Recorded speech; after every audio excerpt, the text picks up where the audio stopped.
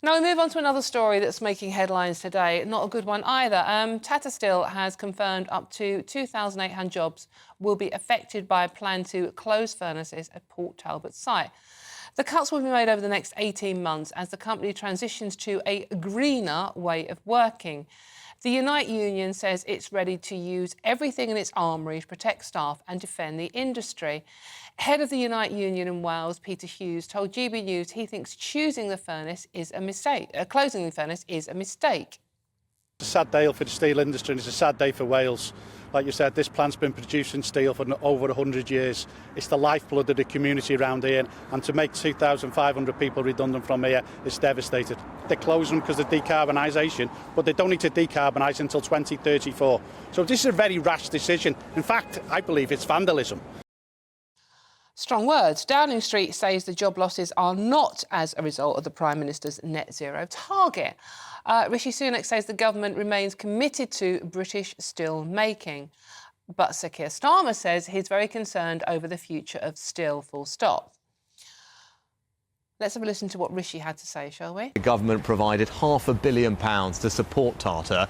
The alternative, by the way, was that the entire plant would be closed and all 8,000 jobs would be lost. But the government worked with the company, provided £500 million. The company is investing more money in order to safeguard thousands of jobs. And that's something that the UK government has done. The Welsh government did not participate in that. And that's because we cared about those jobs and the future of steelmaking in Wales and the UK.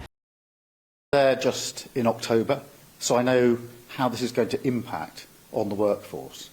The government said it had a plan for steel. It transpires the plan involves thousands of redundancies.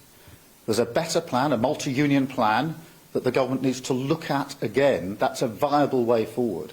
It's vital that we have a viable steel industry in the United Kingdom. Labour's got a plan for that viable future, not just for the next year or two, but for decades to come. Right, joining me now is political commentator Suzanne Evans and author and broadcaster Nichi Hodgson. Thank you very much for joining me, ladies. This story is in all the papers. It's a huge story, and your heart goes out to the people in Port Talbot who are facing job losses and how to pay their bills in a cost of living crisis. Suzanne, I'm going to come to you first because I'm a bit confused here. I mean, Rishi Sunak on one hand is saying this is nothing to do with the drive to net zero, but to me, it does seem that there is a link. I think there quite clearly is a link. I mean, let's be clear.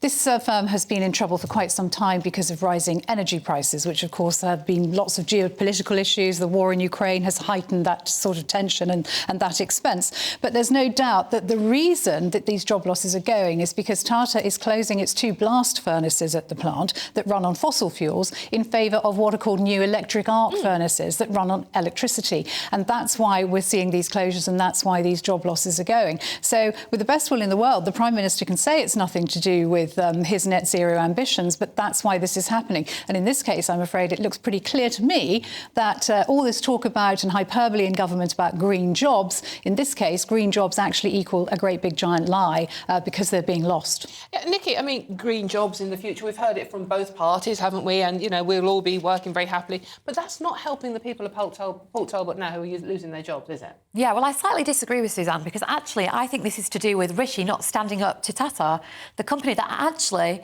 are saying that they're going to, you know, use these electrode devices at Port Talbot, but actually they're going to still be using fossil fuels in India, and then they're going to be shipping that made back to the UK, which is nothing to do with green anything.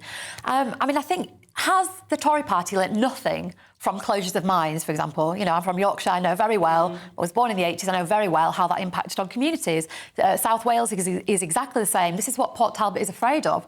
Why didn't they make a proper transition? Because actually many of the workers themselves say, we embrace green energy, we know this is the future of how we've got to power our country, but give us some time to get there. Nichi, I mean, Suzanne, that's a fair point, isn't it? I mean, the writing's been on the wall here for quite a while with the problems the company were facing and obviously with the drive to net zero. And we're not ready for it yet, so we are going to have to import, yes, which is very ungreen and more carbon emissions. Absolutely right. The whole thing's a fudge and an idiocy in that sort of sense. So the unions have put forward a plan where they keep one of the blast furnaces open until the other electric arc comes on stream. But Tata is saying, no, we can't afford that. Now, as we heard in that clip from Rishi Sunak, he's pledged £500 million to Tata, but they're saying that's not enough. They're saying they need £3 billion. And actually, Keir Starmer has promised to pledge that £3 billion if there's a Labour government. Obviously, that remains to be seen. But meanwhile, we have this absolute sort of stalemate situation, really, where the local community is in crisis, the workers are in crisis. And remember, it's not just the workers who are being sacked, it's the whole issues with regards to the jobs in the supply chain and the jobs in the local community that strong, burgeoning industrial community actually supports. But ultimately, and very sadly, this is the end of British steel making from scratch.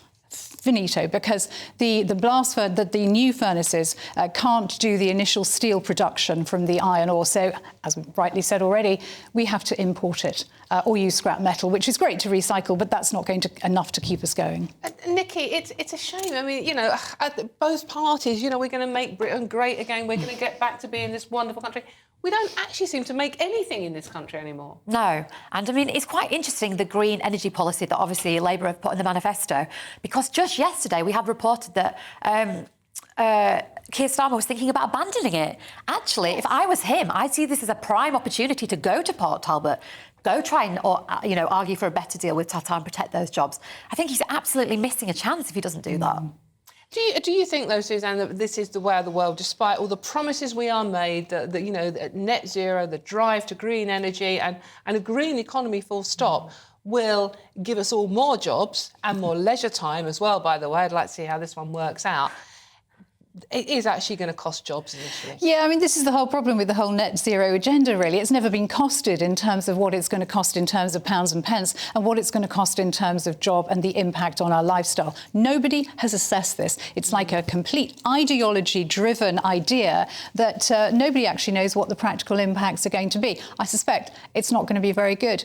The other point I think I'd like to make is, as I said, it's the end of British steelmaking. And this is a complete hit to our hardcore industries at a time when David Cameron, our new Foreign Secretary, is warning that the country is in crisis. We need to prepare for war. The world is a more dangerous place than it's been in a very long time. So what are we doing? Shutting down our heavy industries and letting China and India take over. I just think it's so short-sighted. Yeah, it does. It doesn't dangerous. Make sense, does it? Right, we've run out of time, unfortunately, very much. Thank you very much. That's Suzanne Evans and Nichi Hodgson. Thank you very much for joining me on that one.